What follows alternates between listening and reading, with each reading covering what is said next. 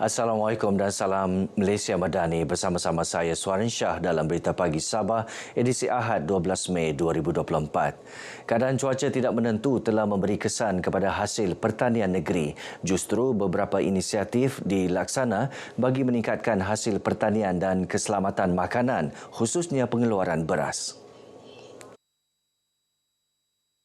Antaranya termasuk menghidupkan semula Lembaga Padi dan Beras Sabah yang dipersetujui Kabinet April lalu.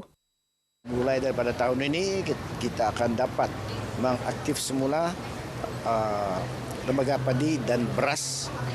Kita juga libatkan beras sebab kita mau juga Sabah dapat kawal selia dan kuasa untuk mengurus import beras. Datuk Jeffrey yang juga Timbalan Ketua Menteri ditemui pemberita selepas perasmian Pesta Keamatan peringkat daerah Keningau di Dataran Keningau. Setakat ini, tahap sara diri beras bagi Sabah hanya 20.8%, selebihnya bergantung kepada beras import.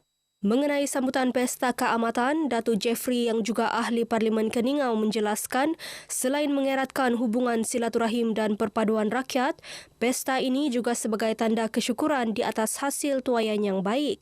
Pesta Keamatan peringkat daerah Keningau yang diraih selama 3 hari dimeriahkan dengan pelbagai program. Antaranya pertandingan unduk ngadau dan pertandingan pondok mengikut mukim di Parlimen Keningau.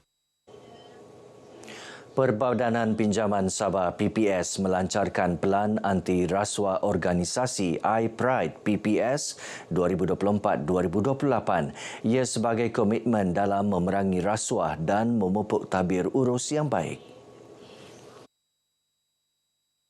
Pelancaran iPride PPS disempurnakan Menteri Keuangan Datuk Seri Panglima Masidi Manjun.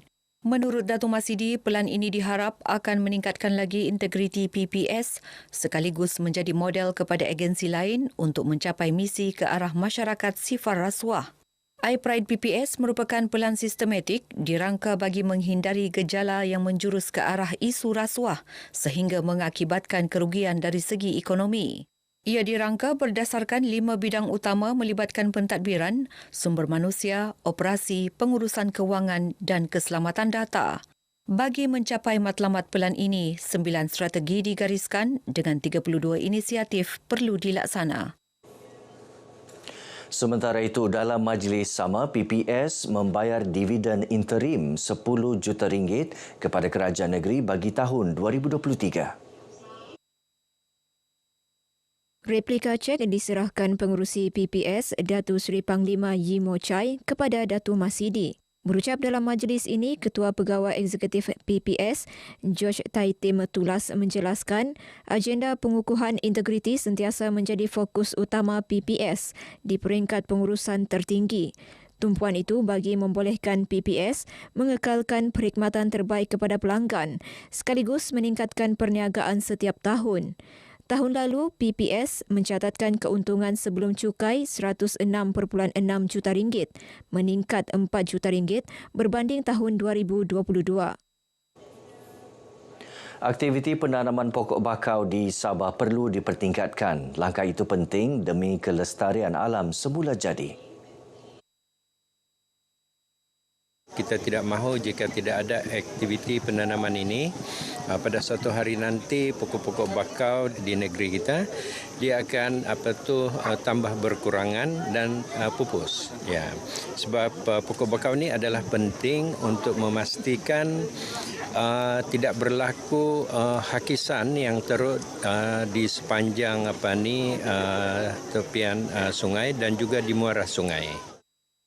Datuk Seri Dr. Sabin memberitahu media selepas merasmikan program lokal Agenda 21 LA21 penanaman 2,000 pokok bakau di sepanjang Sungai Darau. Program menyasarkan penanaman 2,000 pokok bakau di sepanjang 7 km sungai ini. Ia turut menjadi sumber pendapatan kepada Pusat Pelancongan Darau Wetland Eco-Tourism. Seramai 300 peserta terdiri pelajar dan komuniti Kampung Darau menjayakan program ini. Program diharap mampu memandu usaha negeri untuk menambah bilangan pokok bakau khususnya di kawasan Kota Kinabalu. 74 tangkapan dan rampasan direkodkan Agensi Penguatkuasaan Maritim Malaysia, Zon Maritim Tawau setakat 30 April lalu. Ia melibatkan anggaran nilai rampasan berjumlah RM1 juta.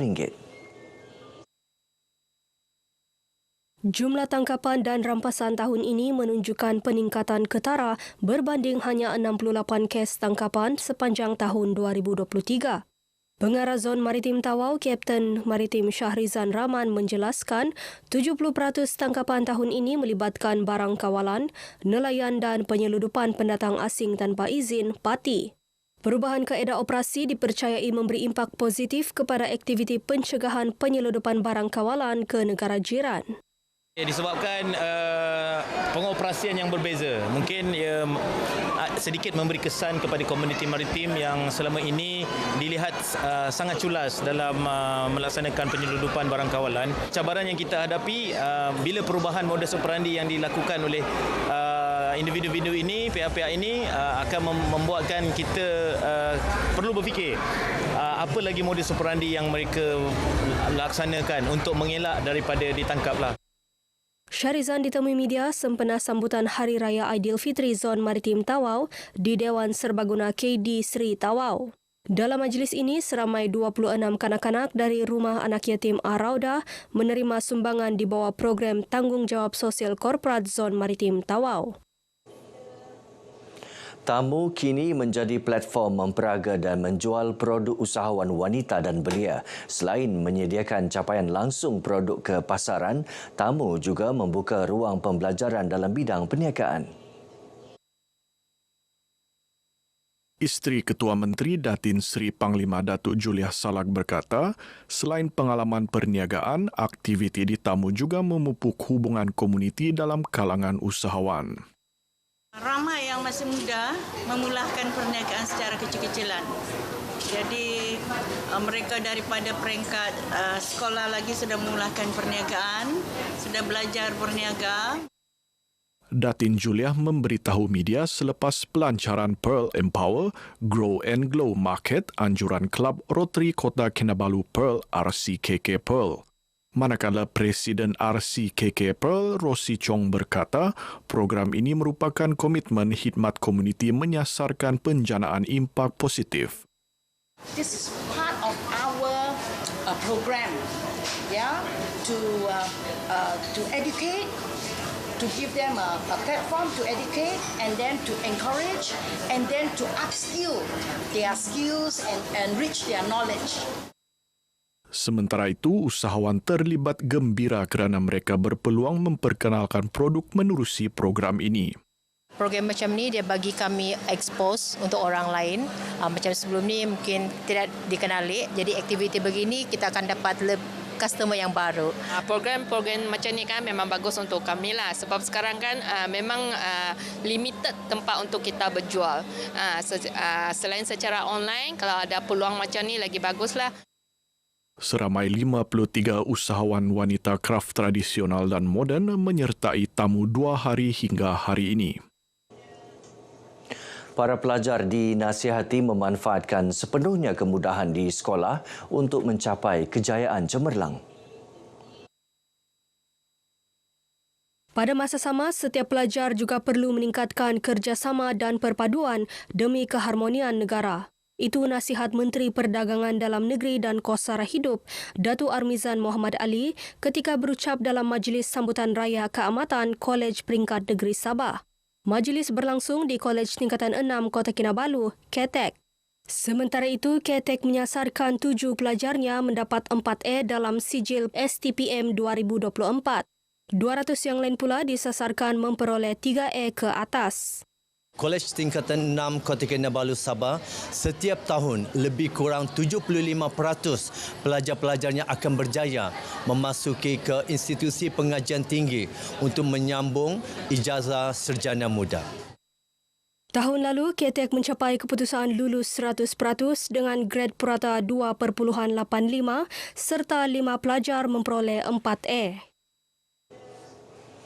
Baik, paparan itu mengakhiri perkembangan berita pagi Sabah kali ini. Menyusul selepas ini berita pagi Sarawak. Kami dari RTM Sabah ingin mengucapkan selamat menyambut Hari Ibu. Dari sungai hingga segara, Palestin pasti merdeka.